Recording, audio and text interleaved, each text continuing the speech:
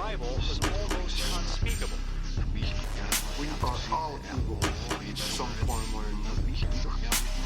I'm not guilty. The dead won't bother you. It's the living you gotta worry about. If I couldn't keep them there with me whole, at least I felt that I could keep their skeletons.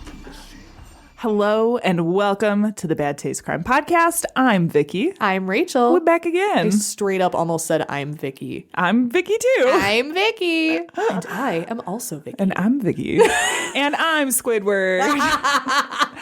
Oh boy. Rachel's back again for our guest hosting. Thank you. It's me. Thank you for coming back. Thank you for having me. I'm here. You can't get rid of me. No. We've got a great episode for you this week. If this is your first time listening, a special hello to you. Hi. Welcome in. Welcome. Can I get you a beverage? No, we don't do that here. Oh, yeah. Get out. Get out. Before we get to all of that, let's head over to the newsroom. Fit to breathe, our food is unfit to eat. We sit watching our TVs while some local newscaster tells us that today we had 15 homicides and 63 violent crimes, as if that's the way it's supposed to be. We know things are bad, worse than bad. So this week, our news comes from Washington. Okay. 2 guys were arrested for their involvement in selling fake Pokemon cards. Scandal. In a $2 million scheme. What? Yeah. What? So this is actually the federal government. Yeah. This is coming out of the U.S. State's Attorney for the Southern District of New York and the FBI. Anthony Curcio, 43, and Losif Bandarchu, of 37, are accused of fraudulent scheme to sell these Pokemon cards at false and inflated prices. So if anybody knows anything about trading cards such as this, typically what happens is when you have a card you think is worth a lot of money, you send it off to an agency that then inspects and reviews the card and gives it like a grade, essentially. Okay. It's like on a grading scale. Okay. So there's an authentication company called Company One where they would send off low to mid-grade cards that were then given a high rating, and they were able to get more money for the cards than they were actually worth. No, this is all from Fox 29. It says, according to the indictment, from 2022 to May 2024, these 2 guys tried to deprive victims of over $2 million through their sales and attempted sales by misrepresenting the grade of their cards, which then affects the entire trading card market. Because the economy of the market and how much they're receiving for cards and how much things are worth then has to adjust for what they're selling them worth. They also used a bunch of fake names. So they like shook up the whole industry. Yeah. Wow. It says one of the fraudulent cards sold in the alleged scheme was a misrepresented 1986 Fleer Michael Jordan 57 rookie card. So they were also doing these with like sports cards, trading cards. It was graded an 8 with an estimated market value of between $6,000 and $7,000. The indictment says that when it was graded by the Company One, it was graded as a 10, which ups the value from $6,000 to $7,000 to $158,000 to $203,000. That's a jump. Yeah. Wow. It's understandable though. Michael Jordan is my favorite Pokemon. Yeah. It says some of the other cards they tried to sell specifically with Pokemon was a 1999 Pokemon Venusaur card and a 99 Pokemon Charizard card. Not the Charizard. That's my starter. Yeah. An undercover officer bought a fraudulent card from them. It was the misrepresented Venusaur for $10,500. Whoa. Yeah. And so anyway, so these 2 guys, they're both charged with 1 count of conspiracy to commit wire fraud and 1 count of wire fraud. They're looking at a maximum sentence of 20 years if they get convicted. Whoa. And yeah. Dang. All for Pokemon? Pretty wild. Yeah. That's Pokemon crazy. and like sports trading cards. Wow. Yeah. The story's kind of crazy, but that is crazy. Anyway. I love the undercover cop buying. I just imagine funny. like buying the Venusaur on the street. Yeah. Like on a street corner. I'm just imagining like like a super big cop, like trying to go undercover as like a stereotypical nerd. He's got like a monster hoodie. Yeah. And he's like, oh, excuse me, how much for your Pokemon card? And then when he gets back in the car, he's like, I got him. Yeah. Go, move in. He like busts out of his hoodie. He's got his like FBI uniform under. Oh my gosh. Get him. So on that note, we are going to move on to Netflix and Kill, where this week we are talking about a documentary called Man on the Run. It is, I'm going to start off by saying it was all right. It was okay. Yeah, it was all right. Vicky's official rating. Yeah, so it essentially looks at, oh my gosh, it's kind of complicated. It's a white collar kind of political crime. But it looks at the One Malaysia Development Berhad scandal, which has to do with the former prime minister of Malaysia and this fugitive businessman. And they sort of, there was like this fund that was created. They were working together? Well, sorry. According to, if you ask the prime minister, he's pretty much I didn't know anything about it. And it's interesting because this is what makes the film interesting. He comes in and does an interview for this documentary. Very political. The businessman, so essentially what happened is there's this fund. This is on a very, very basic level. Mm-hmm. A fund created by the Malaysian government to provide money to spur business. So it's supposed to go to businesses within Malaysia to like kind of boost the economy. Mm-hmm. And he relied on this fugitive businessman. His name is Jolo. And he relied on him to take this money and give it to the businesses. That they were supposed to get he was like the go-between. He was actually taking it and like funneling it into shell companies, essentially. It's interesting because Jolo is like this complete like celebrity playboy. Like he's going to parties with like Leonardo DiCaprio and the Kardashians and Kevin Hart and like all of these like crazy celebrities, because he'd throw these lavish parties and invite all of these celebrities. So the big ones they talk about are Leonardo DiCaprio, Jamie Foxx, Paris Hilton, and Kim Kardashian. They all didn't obviously do an interview for this. Really? Yeah, so it's kind of about this scandal, and that is the thing to me that makes it kind of interesting. He's very high profile, like super. Yeah, but he's at the same time like nobody really knows who he is. So he's at these parties, and it's like, who's this guy that's like throwing around a bunch of cash and like sitting with all these celebrities? So like, it's very like Gatsby coded. Yeah. It's on Netflix. Like I said, it was all right. But the story behind it sounds really interesting. The story behind it's really interesting. At a certain point, I personally just kind of lost interest. Yeah. And it was just like on in the background. It's because you've been watching Fallout. It's because I was watching Fallout. I've been watching a lot of stuff. I've been watching a lot of Kung Fu recently. Ooh, cool. A lot of horror movies. Mm-hmm. You know, I've been on that kick too. And some stuff that I just haven't watched in a while. Like Absolutely Fabulous. I don't know if you've ever watched that. Oh, yes. I've been watching Joanna that. Lumley's my hero. I just did a rewatch of Black Books. Which is a great. Have you ever watched that? You would love it. I have to try it. Good. It's on so my good. huge list. Yeah, it's so good. So you know, but it's all right if you want something. Yeah, something light-ish, kind of. I mean, it's still pretty major fraud and like governmental things, but nobody dies. Nobody dies. Yeah. Yeah. It's called Man on the Run. It's on Netflix. Check it out. I know. I think of that every time I say it. This is that part of the show where we say content may not be appropriate for all listeners. Yeah. We will definitely be discussing instances of murder.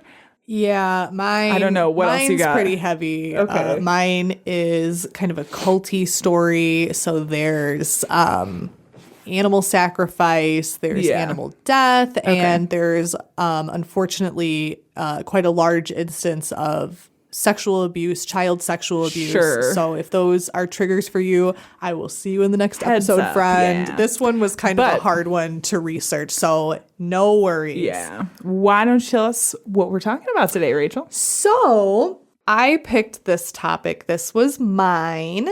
And I just finished True Detective season 1. Okay. Love True Detective. I haven't seen the other seasons yet. But season 1 was I haven't watched any of them. They're on my list of things to watch, but I haven't watched any of them yet. Season 1. Did you know? Okay, so it's got Matthew McConaughey I will literally never remember his name. I forget it.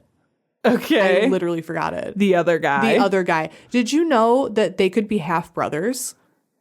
Like, in real life. really? Yep. No, I didn't. They could have like the same dad. Okay. Yeah. Okay. Yeah. Isn't that crazy? All And like in right. the show, like with them acting side by side, you can really kind of see it. Really? Yeah. Like I didn't really think they looked super alike, but they do. Okay. All right. But aside from that, the show is really interesting. It's a really good show. And it's got some like really dark, horrible, really traumatizing themes. And it's all centered around this church. Okay. Now, the True Detective season is centered around they're investigating a murder and they end up finding out about this church that's sort of turned from a church into this cult. Like there's like Okay. all this suspected cult activity. But the real case that it's based on doesn't involve a murder. Okay. But it's this story of this church that kind of turned into something else. Okay. So this is in Ponchatoula, Louisiana. Wow. Very, Super cute. very southern name. Very southern. Ponchatoula. Ponchatoula. It is known as the Antique City because of its abundance of antique stores, which sounds like heaven to me. You would love it there. And even better, You would love it They there. still have an annual strawberry festival, which sounds adorable. That does sound adorable. That gives so me cute. very Tuong Fu vibes. Yeah, for real. It's like so Isn't it? I'm pretty sweet. sure that's a strawberry Yes. festival that they have at the end. Oh yeah. I Have you seen that in movie? forever. Okay. Yeah.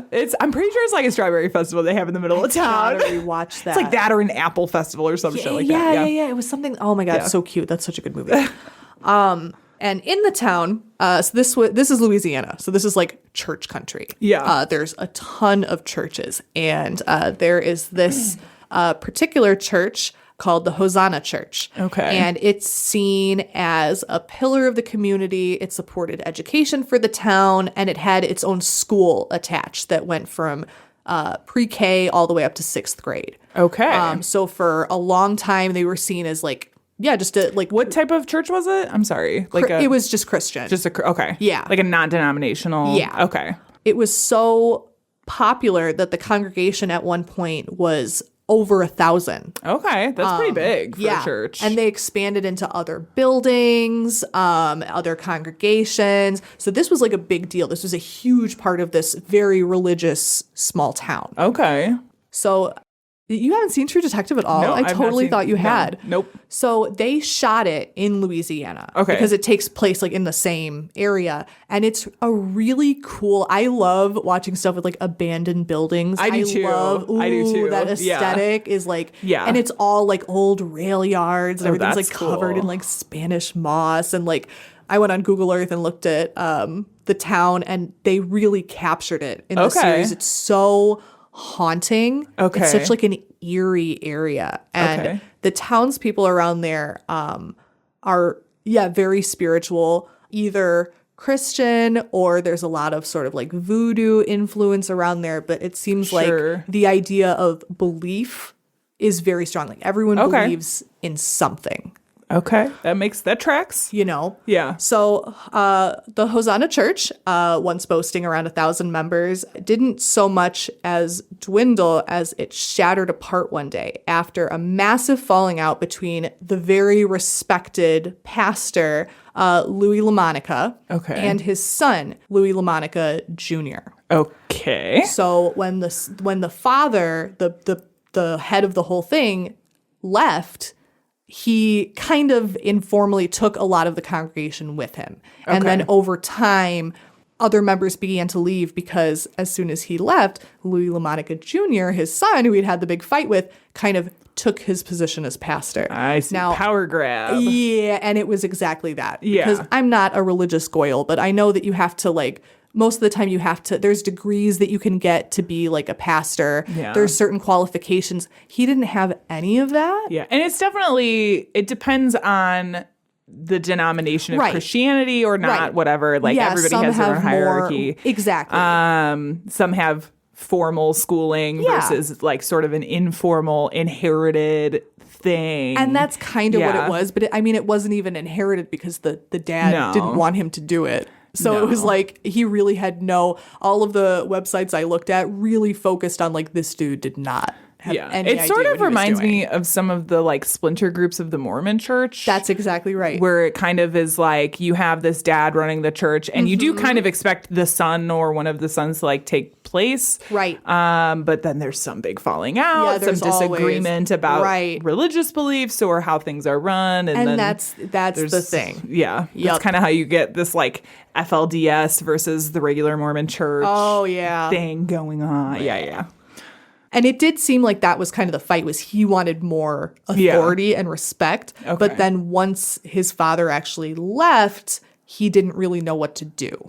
And the congregation went down to like 10 to 15 members. God. Which I feel like is a thing that happened. Like, Yeah. there's probably a reason your dad hasn't handed this over to you yet because maybe you're not fucking ready. Yeah, and maybe you're fucking gross, which is something we're about to find out. Oh, God, So even though okay. this was like his idea, Yeah. his sister later claimed that during that time he had a massive nervous breakdown and like freaked out and was like having fights with people. And it turned into more of, instead of like, well, people are leaving, it's like, well, you can't be here. If you don't agree with me, you can't be here. So he would try to like literally excommunicate people. Okay. And like report them for stuff they didn't do. So they were pushing people out of the congregation. Jeez. There was a really interesting interview with a man who owned like a tire shop that was next door. Yeah. And he said that after the fight, and he was noticing like people were leaving the church, they looked out one day and the members of the congregation who agreed with Louis were painting the windows white of the church so that you couldn't see in. Okay, that's weird. Right. At That's that point, starting to get that a would have little been enough sketchy. for me. Right. So during this time, church services shut down. They Okay. lost control of the school. And so it really wasn't, the church services weren't really going on officially at this time. The core Yeah. members would still attend and do stuff with the church, but they would turn people away. Okay. If they tried to come in and worship, they would turn them away. They were Yeah. like, this is a private church. Which I'm like, what's the point? Right. You would think. So all of this was going on, mysterious little church. And then on May 14th, 2005, a member of the congregation, his name was Austin Trey Bernard, his wife, Nicole, who had also been an active member of the congregation, took their toddler daughter and fled to Ohio. Okay. I'm so sorry. Tangipahoa. Oh, God. Louisiana Sheriff Daniel Edwards. Nice. Good recovery. Good recovery. Yeah, seamless. No one will ever know. Louisiana Parish Sheriff Daniel Edwards received this call. She called and reported that the church and its members were up to no good. Okay, She had ominous. horrific claims of abuse, not just limited to her own daughter, but to many of the town's innocent children. Oh, no. Sheriff Edwards was horrified by her claims, but he wouldn't have to take her word for it for long because, again, guys, in the last episode, my birthday was one of the dates, and in this episode, my birthday is one of the What's dates. up with your birthday, girl? I don't know. Everybody needs to calm down on May 16th. This is supposed I'm to be starting to think you might a be like beautiful the day. Antichrist or something. I mean, if I like, don't get the cake I want, it might happen. Like, you literally never know. I need my pineapple upside down cake. Oh my That's God. my favorite cake. Just in case you guys ever want to mail us. that is the most grandma thing you could have said. I love the pineapple upside down cake. I feel like a lot of judgment right now. Yeah. Right on this date, like the week after my birthday. Disgusting behavior. So for some reason, on May 16th, 2005, Louis LaMonica Jr. walked into Detective Stan Carpenter's office and confessed in an explosive and very graphic statement that would, in his own words, floor the detective. Horrible graphic confession, but reportedly, as he confessed, he was completely and eerily calm. Okay. Yeah. Speaking about the material, Don Wall, who was the assistant district attorney of Louisiana's rural Tangipahoa Parish said of the material, I could only read about 15 pages at a time. It just really wore on me. It just made me tired. Damn. There were times while reading that he actually had to shut the evidence folder and stop and go take a break. And this is like Yikes. the district attorney. Yeah. Like he probably has to read so much They see some shit. horrible stuff. I have he some couldn't. friends who work for the assistant state's attorney's office, and they see some shit, man. Oh my Yeah. God. I can't It's even crazy. imagine. It's crazy. I'm not going to go too far into the graphicness of all appreciate of that. the abuse. Yeah, it's just not. I'm very sensitive to that kind of thing. We only want to ruin your day a little Just bit. a little. Just enough. There is, if you're someone who likes to be thorough in your investigation, there are depictions of like the rituals and things like that online, Okay. but they're gross. If you're going to research this on your own time, please be careful, because a lot of these interviews, it would be like super normal article, and then it was like graphic, terrible thing. And I'm like, I didn't want to Yeah. look at that. So Oh, gosh. please Oops. use your discretion. Safe search on. Part of what made True Detective such like a shocking show was that, in my opinion, they didn't shy away from people's emotional reaction. Yeah. There's a scene where, if you've seen the show, you'll remember. I won't say what it is, but there's a scene where they receive video evidence of something. They don't know what they're looking at, but when they watch, every character, including like Matthew McConaughey in the show, is like very stoic and like unemotional. As he is. He watches the tape, which has this like child abuse on it. You, the audience, do not see the content, God. but they tell you what happens. And he, like, everyone who watches it has to turn away and like cover their face and like scream. Like, it's so awful. So I respected that they didn't have to go so graphic with it, but they showed people's reactions. Yeah. You know? They do. I mean, just in general now, I feel like it's more common for people to just straight up graphic. Yeah, and I just For don't no appreciate reason, it. yeah. There's a couple shows that I've had to like stop watching because I'm like, I just don't want to look at like dead babies on my TV all day. Like, right. just tell me about it. It's Yeah. fine. Or don't. Yeah. You know? Yeah, or don't. Or Yeah. don't. I'll just go watch Bake Off again. It's fine. No dead babies on Bake Off. That's how you know it's a good show. Yeah. Oh my gosh. I feel like good people can't usually comprehend how people, maybe especially in like this area where it's really religious, people who are supposedly these like pastors and these like Christian people, religious people, could ever intentionally hurt a child. But because of the church's stance on education, even though the church had come down so far, they were still entrusted with the town's children. They ran some like unofficial like after school programs. And because they were a church, people still, didn't know. Right. Unfortunately, between 1999 and 2003, there were allegedly at least 24 victims of horrific and often ritualistic child abuse. Members of the church, the cult really, would reportedly wear black robes, perform quote unquote satanic rituals, including animal sacrifice, and together the about 7 core members of the so-called congregation, including the pastor, Louis LaMonica Jr., would perform vile and disgusting sexual acts on the town's innocent children, some of whom were the congregation's own children. Yo. Louis LaMonica, this is a direct quote, said, That's a lot. it's a lot. That's a lot. And honestly, like many of these like sexual assault investigations, like these ring investigations, the number that's reported is way less than what it I'm probably sure. is. I'm way, sure. way less. Like even looking through it, I was like, no way. Yeah. There's no way it was less. Right, They think right. it might have been like hundreds. Oh my gosh. Louis LaMonica said in his interview, Louis LaMonica Jr., excuse me, he said everybody got a turn, like in the congregation with the children. It was like nobody missed out, even the women. Oh my fucking God. This is like a mark of how religious the area was. So he's in the interrogation with all of these like official detectives. One of the policemen was also a pastor, and he stopped the interview to pray because he was so upset and overcome by what he was hearing. Wow. So like this like hardened, Wow, like yeah. grizzled Louisiana detective, he like laid hands on this guy and prayed for him because he was so upset. Yo. Didn't phase Louis. Of course just not. continued. No, because he sounds fucking awful. He sucks. This dude's ass. It is unknown exactly why he confessed. I don't really know why. So at that time, I mean, the call from his like parishioner's wife had only been 2 days before. So there wasn't like a warrant out or anything yet. There was no official reason. And the detective said afterward that he was talking to them almost like he was helping them out.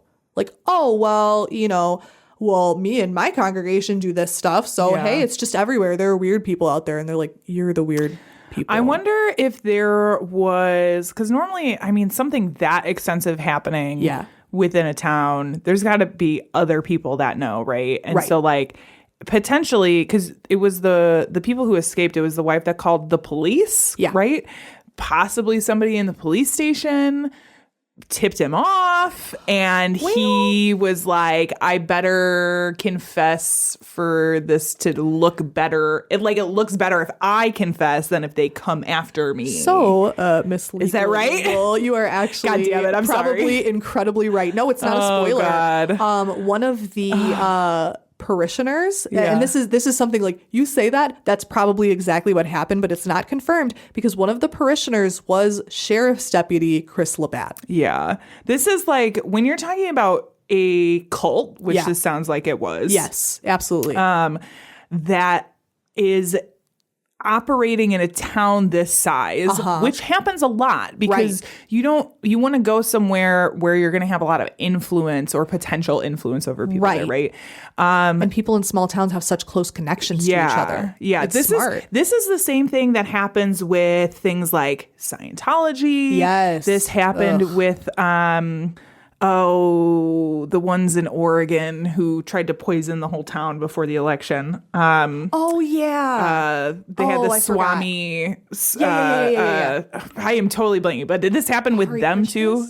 Nah, it might have been the Hare Krishnas. Was it? Maybe even the Hare Krishnas I feel like a little I'm mixing bit. them up, sorry. Yeah, but you would get like, this happened in Synanon too. Like you get people in various positions within the town that can kind of know the goings on. Exactly. It definitely doesn't seem like an accident that it's like, oh, one of these cult members who did this is your deputy. Yeah, and there is something to be said for like, once you know, okay, I've been kind of outed, like trying to protect your defense legally. Right. And I'm sure there is a thought that's like, it's going to look better on me if I confess than if they come after me. That is true. And like, they also don't, I'm sure there's something about the image of like the church being raided is not publicly very, doesn't look very good to the public. Probably doesn't. Not, I mean, it's hard to even make those arguments, because I'm like, none of this looks fucking good. Like, none of this looks good on you at all. Like, the very, like, conversational way it was described, in which he was just talking about this, like, one of the detectives said it was like he was talking about,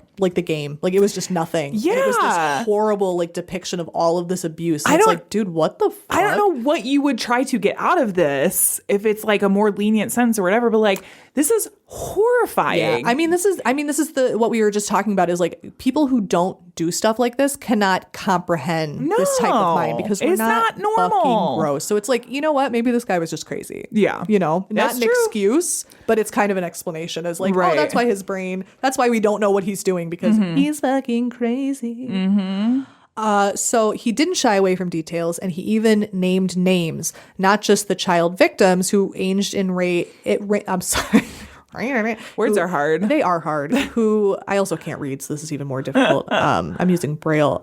Who ranged in age from as young as 1 to 16, but he also gave the names of his accomplices, who are his wife, Robin LaMonica, who, and a lot of them had code names, which is like so lame. Like, are you 12? Called the Lady. And she was there because she made stuff go right. And this was like this insidious, I just hate, like, you know, it's a religious area, and he was afforded this trust, but it's like, you are still like a guy. Yeah. And she looks like she looks like she bakes apple pies. Right. Like, she looks cute, and she was actively abusing these children. So like, people who maybe wouldn't have left their children with Lewis probably definitely would have left them with his wife. Yeah. And that's what happened, because she just looks so sweet and innocent. Jeez. Austin Trey Bernard, whose wife is the one who was like the initial, you know, we'll call her whistleblower, who had called and who had fled with their daughter. Right. A man, Paul Fontenot, Sheriff's Deputy Chris Labatt, dickhead, and then Patricia Pearson, who they called Bluey Black after the colors of the spell book that she carried, full of the Bluey rituals Black. that they performed at the horrible. church. Yeah, I know. It's not even a good nickname. Like, call her Sabrina. Sabrina, You know, yeah. like, girl, whatever. They're not creative. That's the worst part. It wasn't just his word. When police soon raided the church, again, not a good look, they found satanic writing and pentagrams that had been painted over, including a big pentagram, like, all on the floor.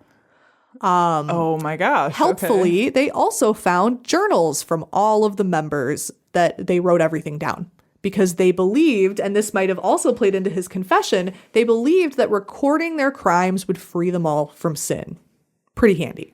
I've said it before. Yep. I've said it a Don't write million shit and one down. times. I'm going to say it a million and two. You don't write this shit down.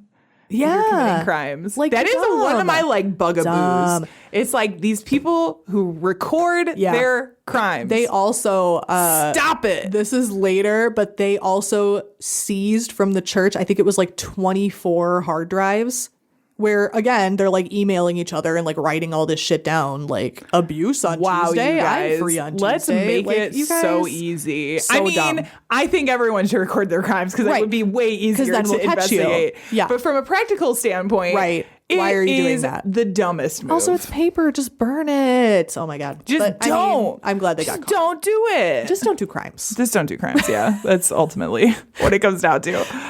According to all the evidence, confessions, and interviews, the cult would repeatedly meet about every 2 to 3 months. So in the front of the church, like we've all, I'm sure, been in a church. You walk in, there's the pews and whatever, the rectory, etc. Yeah. That was normal. They called that the God Church. Okay. And then in the back of the church, which I hate this, it's the youth room. Okay. Of course, it's the youth Of room. That's where course. most of the abuse took place. Yeah. They called that the Satan Church. Now, this part is not funny, but it's a little funny because it's like so over dramatic. Every time like cults talk about like they're dressing up, I'm like, are you for? Like they take it so seriously. So it's like they bought these black robes. They like made these animal masks and they bought blood red candles and like black candle holders. Yeah. So they would have their like satanic mass. And I'm just imagining like all of these church members going to like Spirit Halloween, like giggling, like hee hee hee, this is so dramatic. Right. Like you are It's- so lame and weird. It's very OTO. What does that mean? Odo Templi Orientis. It's Ooh, another. I understand sort even of less.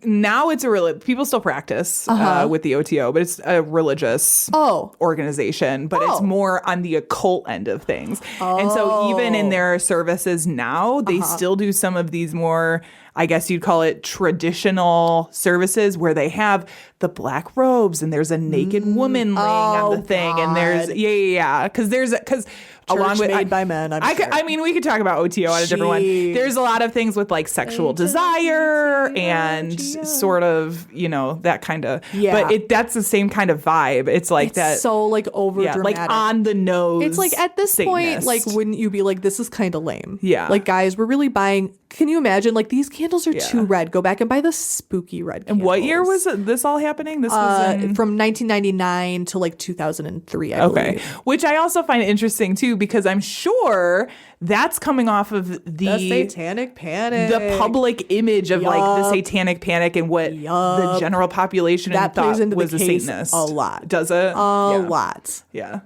So we they know would- better now, right? But yeah, that was still a Satanic time Panic. period where people were like, metalheads are Satanists. You know, I do feel like we still kind of live in that area though. Yeah, but it's not nearly as bad. It's not as bad. It's but, not like, nearly oh as my bad. God. Yeah. So annoying. Yeah. So yeah, they would do their like super lame little like weird services. Wild. They would don black cloaks and animal masks, burn dark red candles, chant, sing, and scream, and then go forward with indescribable ritualistic acts of abuse on children. There was also animal abuse, including killing animals such as cats and bestiality. This is so gross. Later at trial, LaMonica and his 2 sons admitted to having sex with the family poodle. Oh my God. Which, like, for what? Blech. Yeah, really, really, really gross. That's so gross. This is the trial. 6 out of 7 of the members pled guilty basically to aggravated rape, except the sheriff's deputy, Chris Labatt, who pled out and whose charges were dismissed. This is a really disappointing case, just so you know. Wow. Just so you know, it's really So he really probably depressing. was a cooperating witness.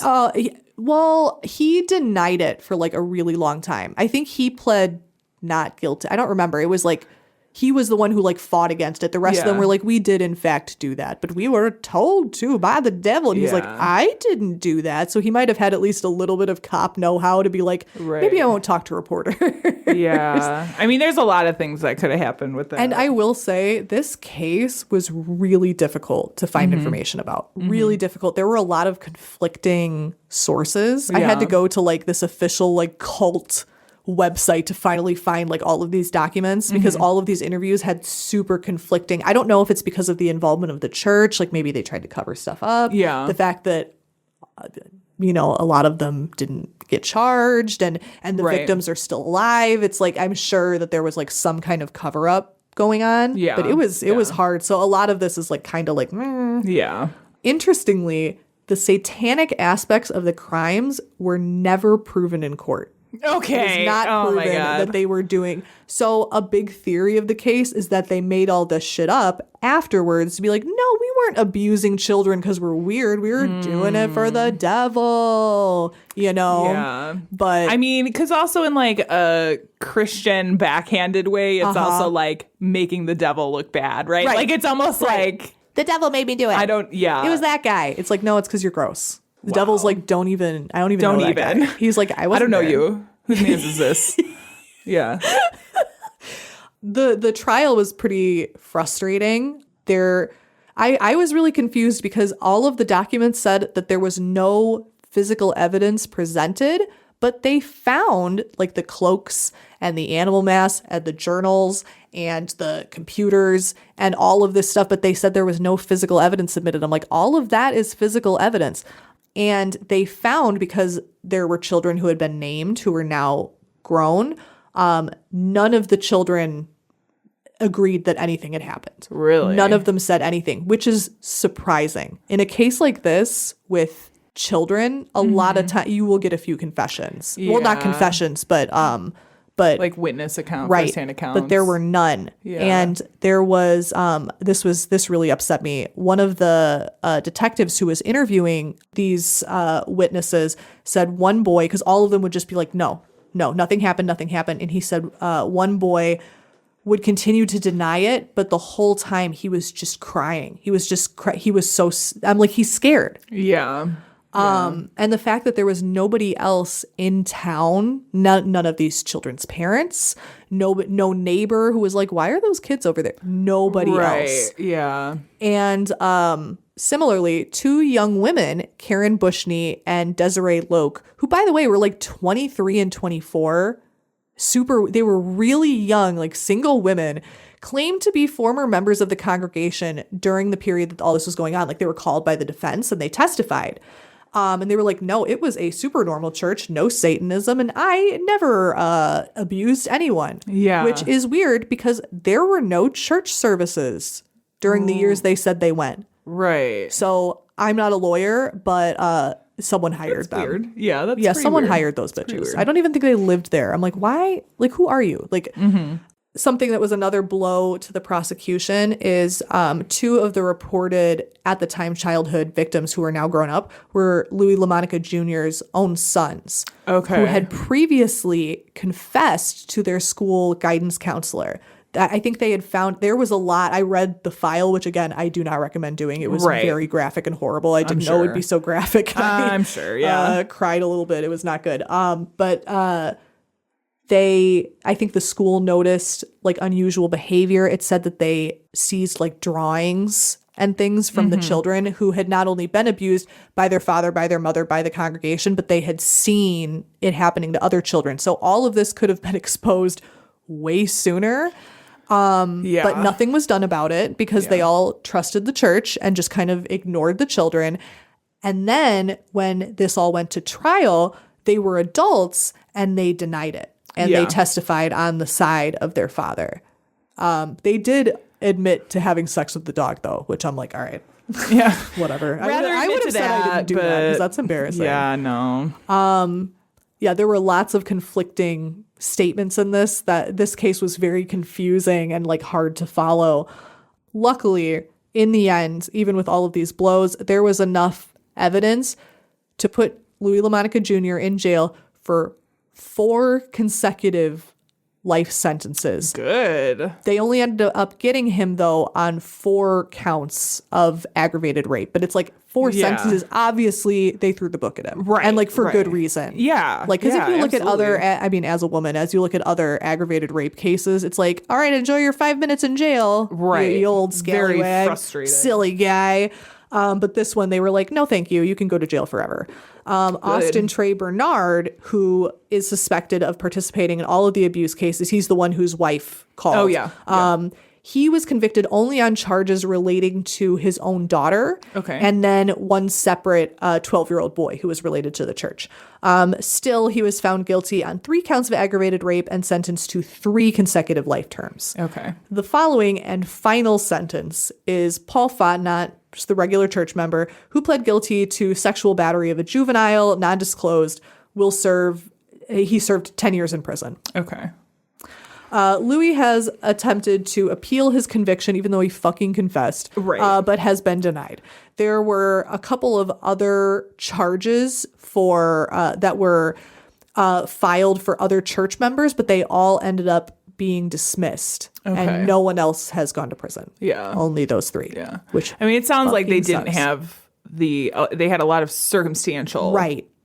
But Which it's you can get convictions on circumstantial and evidence. I think but that like, on that one they should have, because it's like all of these church members Yeah. did not deny it. They were Right. like, yeah, we did that shit. So the fact that you can be like, yeah, I did that, and they're like, well, bye, is super crazy to me. yeah. Super crazy. Yeah. It's really frustrating that there weren't more charges. It's very interesting that there weren't any victim statements. Again, like even like with a case this big in a town this small, people would have known. I feel And like it's I mean, impossible. there's a lot of reason for why that could be Right. too, right? There could be repressing memories. Right. They could be still scared and of of course, it repercussions. totally makes sense. I mean, some of these cases you're talking about family members. So Right. like there's this idea of not wanting to out your family members. Right. Like, It all makes sense, but I Yeah. do find, just because of the scale of it, I Sure. do find it suspicious. Sure. I'm like, somebody had to have been paid off, or like it Or seems like, threatened, or- because especially like they're going to jail. Like a lot of the time, if there aren't victim statements before Mm-hmm. the perpetrator goes to jail, there will be afterwards. Because it's like, I Sure. mean, 4 life sentences, he's Sure. not going anywhere. right. But there haven't been. Yeah. So that's like, what are you still afraid of? You know, and again, I'm not thinking ill of anyone who's Mm-hmm. been victimized at all, but just like with everyone else on the periphery, I'm like, who knows something and is Right. not saying anything? Right. Like, I wonder. Yeah. You can still visit Ponchatoula to this very day. Who doesn't like antiques? If while shopping. Rachel's like, I'm going. I'm going. Yeah. I want to go. If while shopping, you glance over at the former site of the Hosanna Church, you'll still see a building there, but it's a different building. You'd think that perhaps the town of Ponchatoula would have bulldozed the former site. Yeah. And there was like a lot of like red tape at the time. Like, do we Sure. bulldoze it? Do we do what? There was actually, I tried to find it. I couldn't find it, but there was, before this, there on the, you know, the like letterboard that's like churches on Sunday. Yeah, yeah. Someone had spray painted like attended this church from like K through 8th. You let us down. Like people Yeah. were spray painting the church. But before they could tear it down, Hurricane Katrina wiped it out. Oh my gosh. Which is like the town did sustain damage. Yeah. But it didn't seem like there were a lot of buildings. So it's kind of like, you know, maybe interesting something twist happens. of fate. For some reason, this is my least favorite detail. They built another church on top of it. So there's another church there. It's a different church with a different name. And like Right. they have no accusations against them or anything like that. They seem like a very normal Oh, church. why not turn it into But, like a park or something? or a memorial. Yeah, like a Right. memorial Put a park. plaque there or something. That's what right. I was like, why would you ever go there? So this case left me with a lot of questions. Sure. Was there ever an actual satanic cult? There are a couple of things in this case that I didn't go into as well. There was a woman who they claimed was a congregational member who later they blamed and said that she was really the cult leader, and it was bullshit, and she was never never convicted of anything. Yeah. But it was like there's a lot of leads that like go nowhere. What else happened that we don't know about? Were there more victims? Which I personally think there's no way there's not. Yeah. Is it truly over, or are there more members out there somewhere? Will there ever be another good season of True Detective? The world may never know. Oh my gosh. So that is the frustrating, wild. traumatizing, but aesthetically interesting story of the Hosanna Church scandal.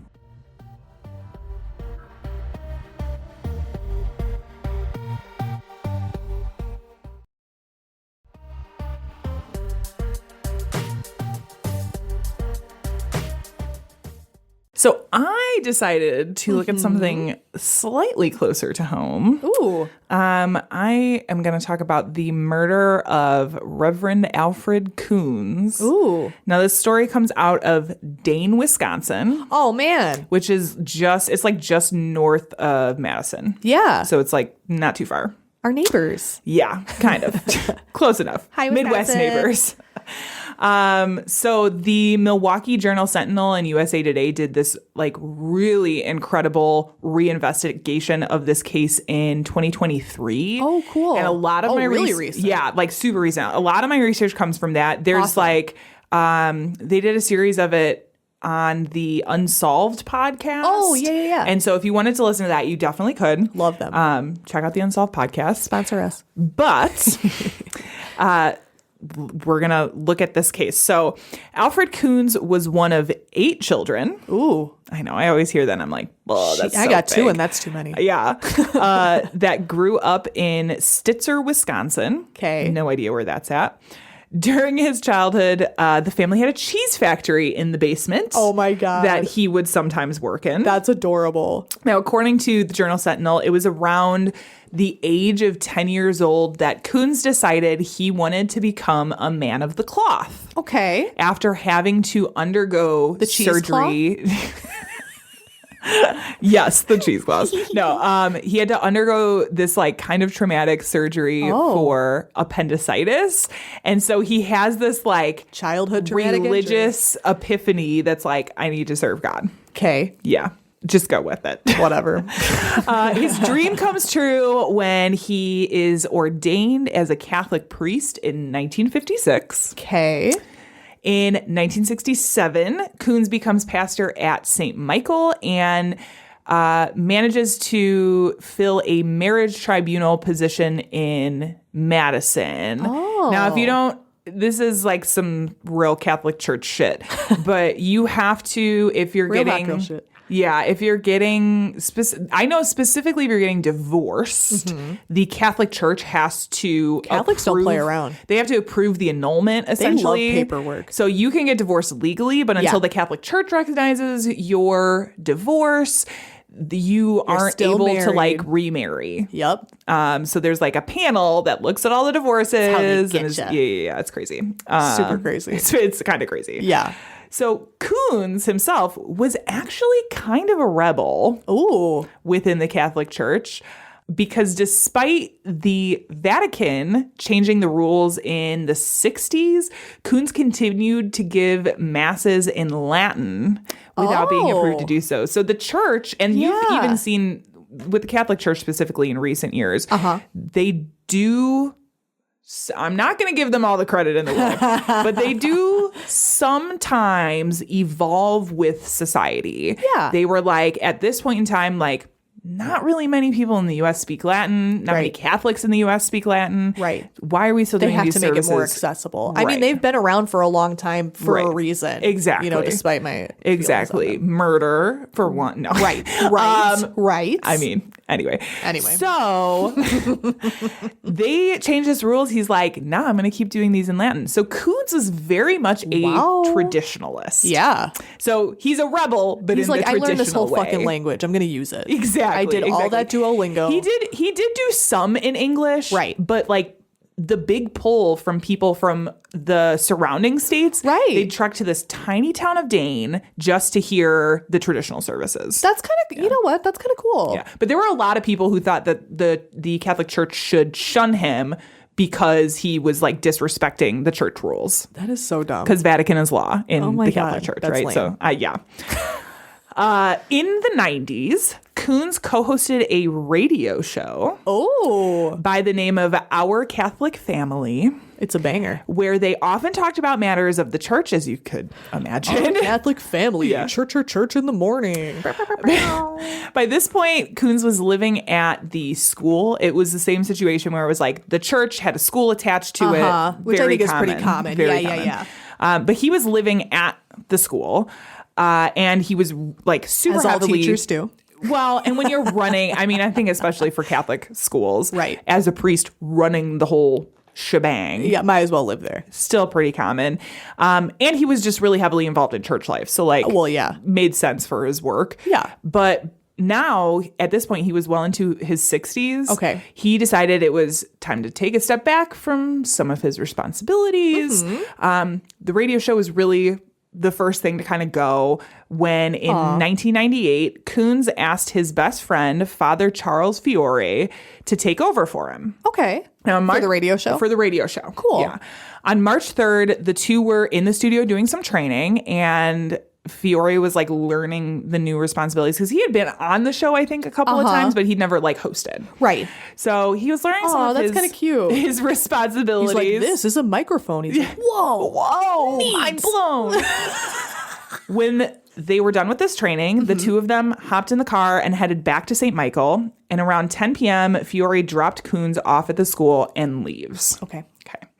The following day, police receive a phone call that someone had been injured at St. Michael's School, which was, like I said, the school connected to the Catholic Church. Right. And upon arriving at the scene, it was discovered that the injured person was Father Alfred Coons, and he was, in fact, dead by the time that they had gotten there. Actually, he was dead a lot longer, but we'll talk about that. The scene was clearly violent with blood splatter all over the hallway. Wow. The Journal Sentinel described his body as, quote, nearly decapitated. And he was found still holding a key ring, like keys to the buildings, the rooms of the buildings. Police believe that after he arrived at the school, Coons took a short phone call regarding church business. After hanging up, he settled in for the evening by listening to some talk radio. Police say at that point, they suspect the killer entered the hallway, although it's kind of unclear how he made it inside. They do theorize that Coons may have known this person, so he voluntarily let them in. Forced entry. Right. Or that he may have forgotten to lock the door when he came back, or that they snuck in, or like had a copy of a key for, like, it could be a couple of things. There was bruising on Coons' hand that showed sort of a struggle, and that he was able to punch his murderer a few times before being knocked down. Coons then had his throat slit and was left to bleed out in the hallway. Poor guy. Yes. Sheesh. So this is the scene they arrive on at this Catholic school. The next morning, so this all happens, this fight. The next morning, Coons' body is discovered by Brian Jackson, who's a teacher at the school, and he was the first person to get there in the morning. When he realizes that there's, he like sees somebody laying in the hallway, is like, are you okay? Is like calling out, realizes this guy on the floor was Father Coons. Jackson rushes over to see if he's alive and was feeling for a pulse and thought that he felt one. Like he thought he felt a pulse at that time, which could have been from his own hand. It could have just been in the panic of things. He thought he felt something he didn't. It could be a lot of things. But he calls. So that's why he calls 911 and is like, there's an injured person, because he thought he felt a pulse when he tried. Now, this is kind of interesting because he calls 911. There's a description of the 911 calls in the research that I was doing. And I'm not going to describe the 911 call in its entirety because it is pretty brutal. Like just the description of the scene. Right. And, like, it's pretty brutal. But at the end of the call, towards the end of the call, Jackson says to dispatchers, well, I suppose I'm a suspect. Yeah, I I'm suppose so too, buddy. I'm like the one that found the body. Uh-huh. Okay. That's what I'm thinking too. I agree. So That's what normal people say. They're like, you're not going to pin this on me, are you?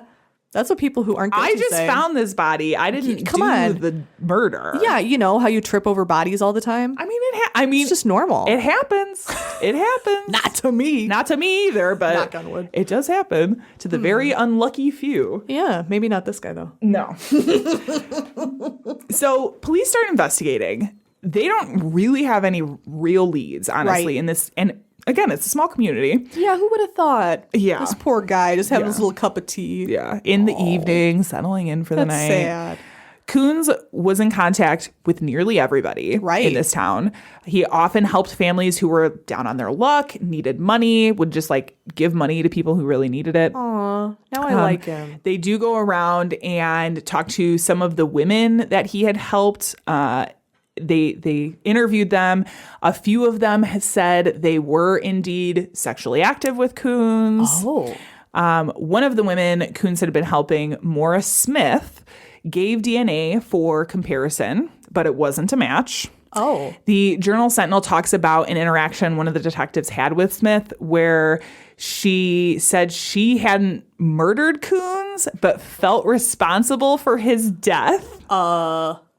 Like from Catholic guilt? So Morris Smith, I believe she was like a single mother. And so he had been was helping her, saw her at the diner that she worked at, all sorts of things, right?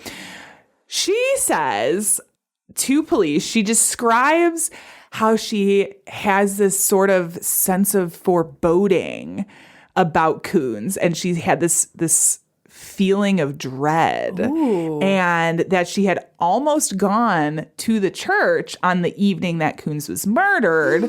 But when she started thinking about how she would explain to somebody her urge Right. to go to the church, or even if she were like, they describe the scene of her like, I had this feeling that I Right. just needed to go there. There's something Yeah. drawing me there. She gets her kid. She didn't wanna look silly. She's like packing him up in the car. She stops in the driveway and is like, how What am am I I going to doing? explain this? Right. Even if I call 911 and be like, hey, can you go over there? Like, how am I going to explain Right. to the dispatchers? So she falls on her knees and prays Dang it. instead. Later, Smith tells police that she had visions of the crime scene that contained information not previously released to the public, which, even though she didn't have a DNA match, it sort of stopped police from counting her out Understandable. entirely. Uh-huh. But there's like They a didn't little just bit accept of a that she was psychic? yeah, there's a little bit of a psychic medium thing going on here also. Uh-huh. I love which that. is interesting. Very interesting. Which reminds me, at the thing that we were at yesterday, there was a stand that had a book called How to Be a Christian and a Psychic. And I was like, okay, It's guys. perfect. All right. Anyway. I see things It's like so that all the strange. time. I look at tarot readers and they're like, I'm a Christian tarot reader. They're like, Mother Mary, what do the cards say? I'm like, I don't like that. Okay. Stop that. Okay.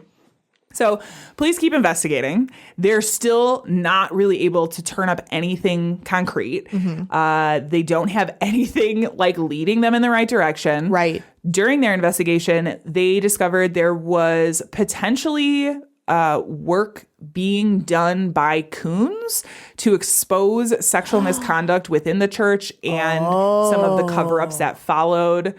As we all know, this has been a He got huge Boeing whistleblowered. huge issue within the Catholic Church for many, many, many years. Really? There's a pattern of There is? sexual abuse coming to light, and the church very quietly moving priests and bishops from parish to parish. Right. Without saying anything to the And communities just they're moving them letting into. them take over at a new church. So there are some rumors that he was like working in the background, especially at the radio show, like working in the background to do Right. investigation and potentially expose. Oh, interesting. But some of the close friends of his, like that worked with him, were like, no, that wasn't really a thing that was happening. But There's But also he could have kept it secret. That's Right. interesting. That's an interesting detail. And there's also something to be said for like the church does a lot to make sure Yeah. that these clergy are not exposed right. at They all. work very hard. Yeah. So there were a lot of people that were interviewed that sort of alluded to maybe the church wanted to get him out of the way. You know, like maybe this is the church's doing because he was uncovering some things they didn't really want to admit to. Right. Which could be. Yep. But besides Kunz's work to expose sexual abuse, he, again, like blatantly went against the church's instruction to perform the Mass in English, as well as, you'll like this one, training as an exorcist, despite not being authorized by the church to do so. Wow. Oh, I'm surprised they didn't like excommunicate. They take that very seriously. They do. According to horror movies I've They seen. do. Yeah, me too. Me too. There were also some rumors of, Wow, what a rebel. yeah. He's like, yeah, damn it, I'm going to talk in Latin no matter what. Yeah. And also, get out, demon. Yeah, demons. No demons No, here. there were also rumors that the evening before Kunz was murdered, there was a possible satanic killing when it was discovered a calf in Dane had been killed like the night before. Oh, They're that's like, well, sad. maybe this calf being murdered the was cow a did satanic. The calf demon. Calf demon. There were also some financial issues at the Aw, church man. as well. Police couldn't find any evidence that Kunz used a parish finance committee as required by church law. Oh, no. There were reports that Kunz would simply stuff church offerings into trash bags after services with no real bookkeeping method. Just into garbage bags. Yeah. Into his pockets. Into garbage bags and into the office to be used at later dates for later things. I don't know. my God.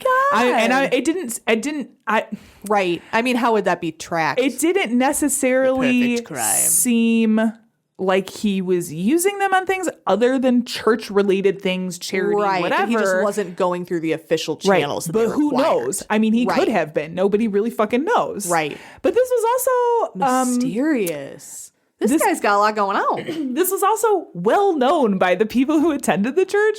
So perhaps knowing about these unconventional accounting practices, the church had been broken. Well, so the church had been broken into a year earlier. Oh, wow. Because he just kept money in trash bags Oh, well. and they were robbed. Well, yeah. And this happened before Kunz's murder. Okay. So both before and after Kunz's murder, someone had been stealing religious statues. Unrelated. Maybe related to the robbing, but this is kind of unrelated. Right. Someone was stealing religious statues from various churches around Wisconsin, and police sort of entertained a possible connection between that as well. Whoa.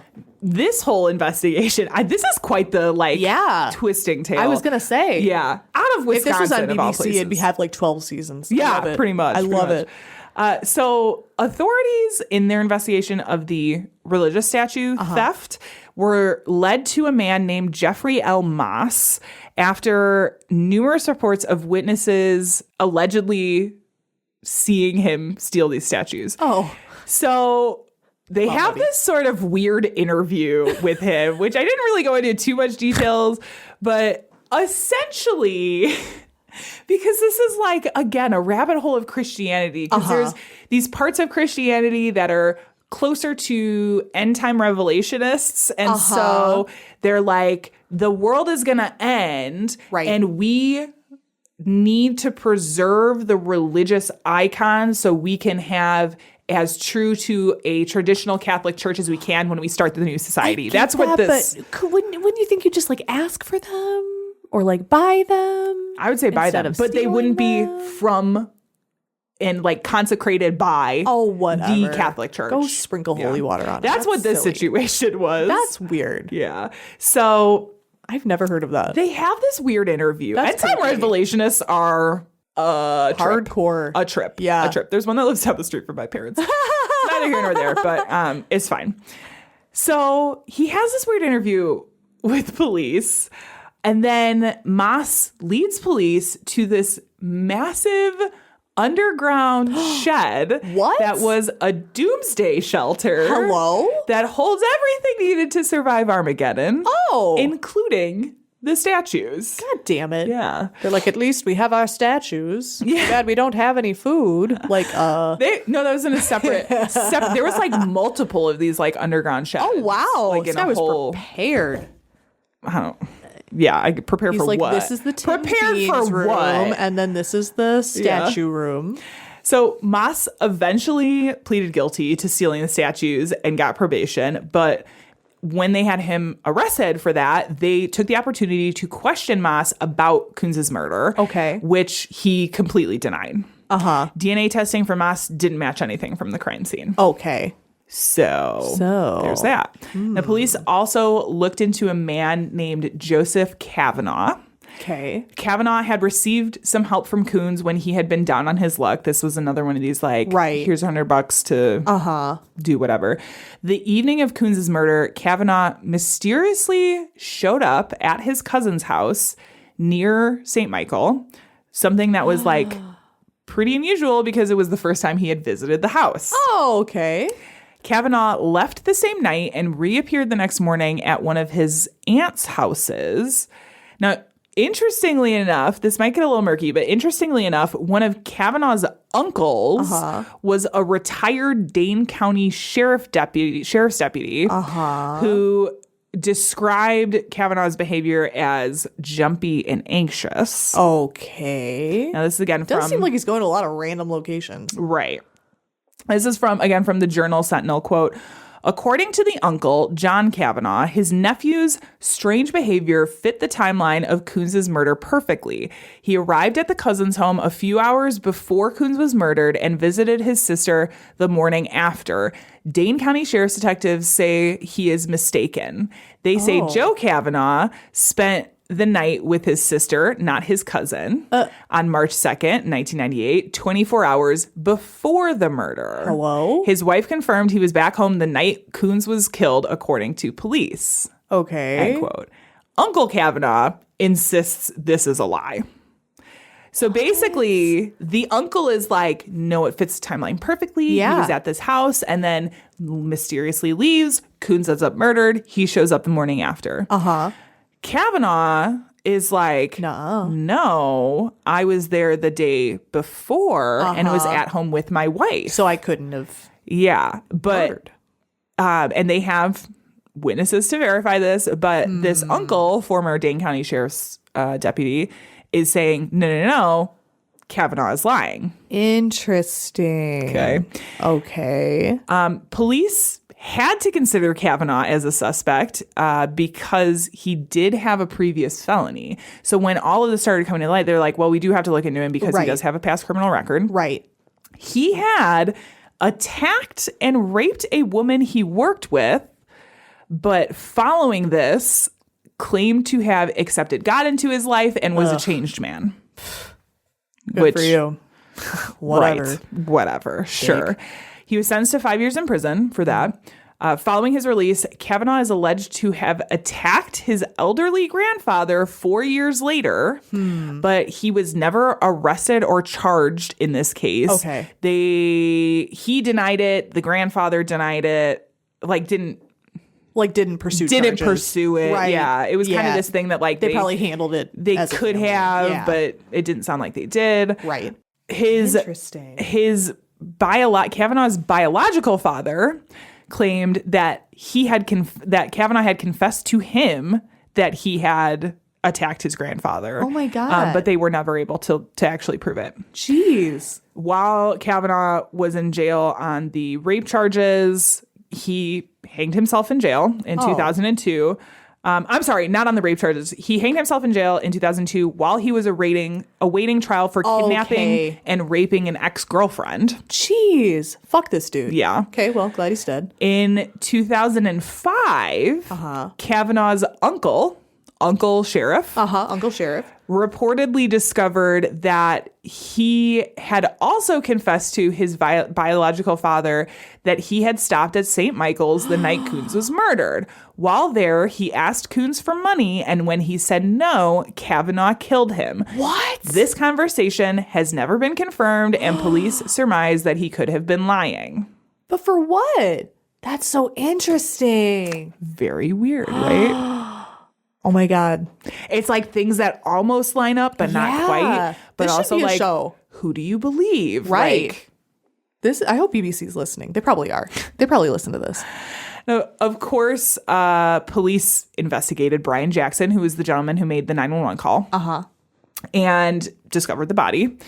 In fact, he was on the top of their list for many years as a suspect. Wow. Apparently, Jackson and Coons didn't really get along at the time. Great. Which was like, as I'm reading the descriptions of the disagreements they have, most of it seemed like normal workplace disagreements. Yeah. Like, I don't understand why you do this thing like that. This is so much faster. Oh. Why can't we do this? Well, because this is the way that we do it. You just need to do it the way I'm telling you. You know what I mean? Like two guys. Yeah, like regular workplace disputes, right? But so when Jackson got hired, he had an apartment provided to him by the church. Right. And honestly, I don't even know if it was by the church or if it was by Coons personally, because that was also in his nature to do something like that. Okay. He had moved into the district, so it's not like he really had a place to stay. Okay. So he had this apartment, right? Shortly after Coons' murder, Jackson moved from his apartment to live with Fiore, who was the best friend. Oh, yeah. When police asked him about the sudden move, Jackson said the two were trying to support each other in the wake of Father Coons' murder. There's also this slight undercurrent of homophobia. Yep. And the Called it. implication that Jackson and Fiore might have been a little too cozy, which obviously is something that the Catholic Church frowns upon. Yeah. And frankly, it was 1998, so like Right. society as a whole Much kind different. of frowned upon. And I mean, it's Wisconsin, so. And it's Wisconsin, yeah. Like being gay in Wisconsin, even now, is probably not that great. Sometimes you grow up to be Trixie Mattel, though. That's true. good. That's very true. That's Yeah. very true. Yeah. You do get a Trixie Mattel out of that. Hi, Trixie. She listens too. I'm sure. I'm very sure. But like, Right. Catholic Church is not super cool with that. Yeah.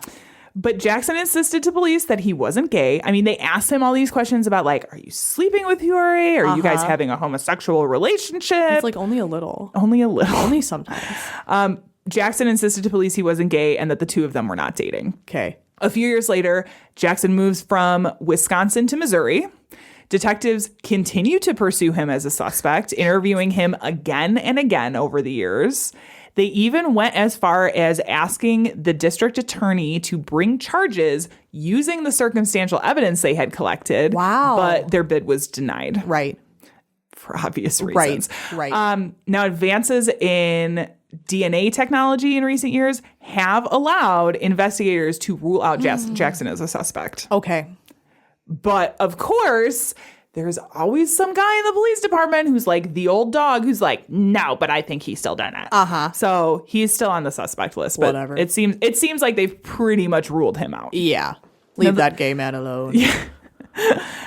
He does get married, by the way, to a woman. Well, He goes off and gets married to a woman and has a bunch of kids. so did Hugh Jackman. I'm just saying. So, the last big suspect is a man named Abraham Kallenbach. What? The last name? That's like the cutest. That sounds like he's from like the 1700s. Abraham Kallenbach. He sounds like a owns a haberdashery. And has chops. Yes. Yes. Yeah. I love him. He's like in sepia tone all the time. Love him. Love him. So, Kallenbach had been seeing Coons with his fiance for premarital counseling, which is, again, a very common thing in the Catholic. Actually, I think it's required to get It is. married in the Catholic Church. Yep. You have to do premarital counseling. Did you guys didn't have wild. a Catholic wedding? No. But I'm like, I was there. No.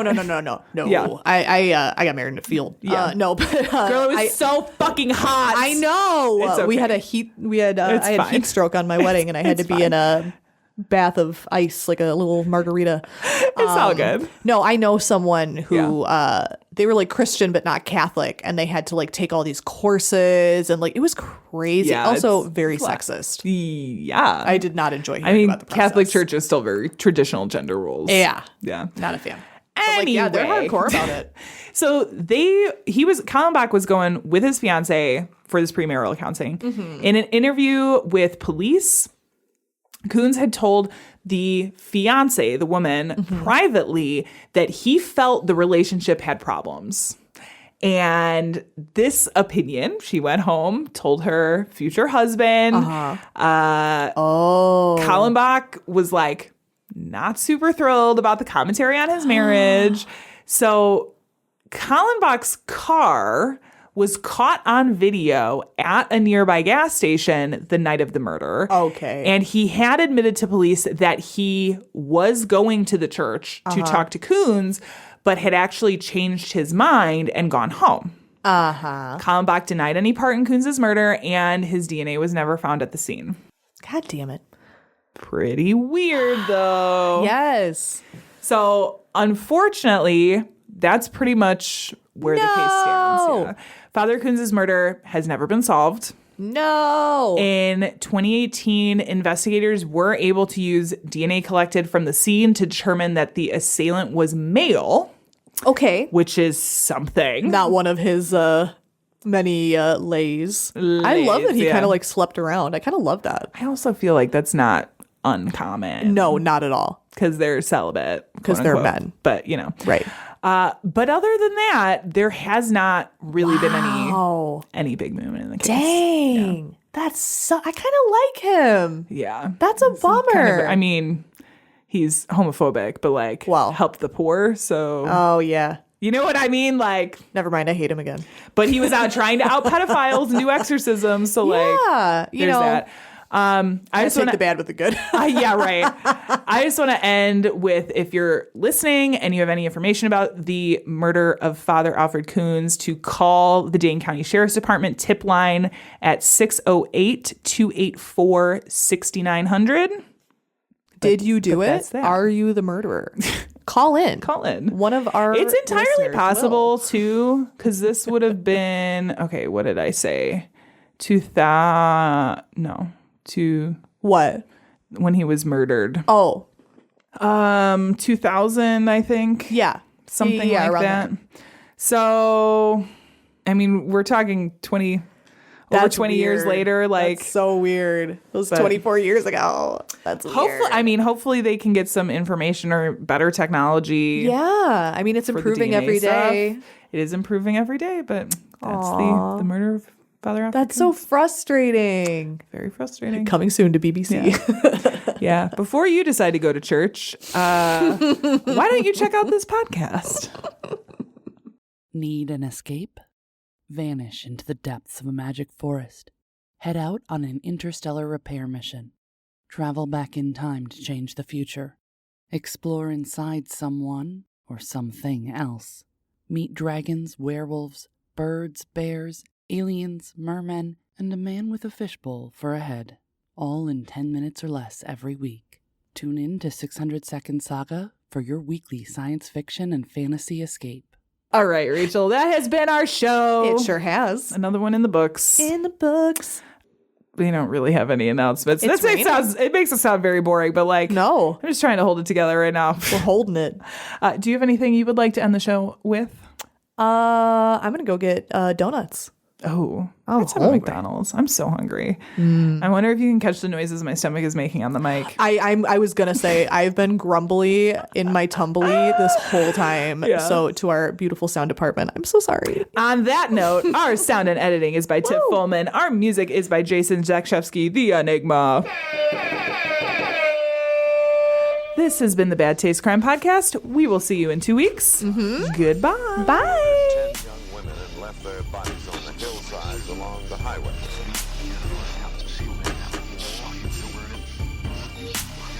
was as if a wave of evil washed over this town. We gotta look out to see We are all evil in some form or another. Michael Jordan is my favorite Pokemon.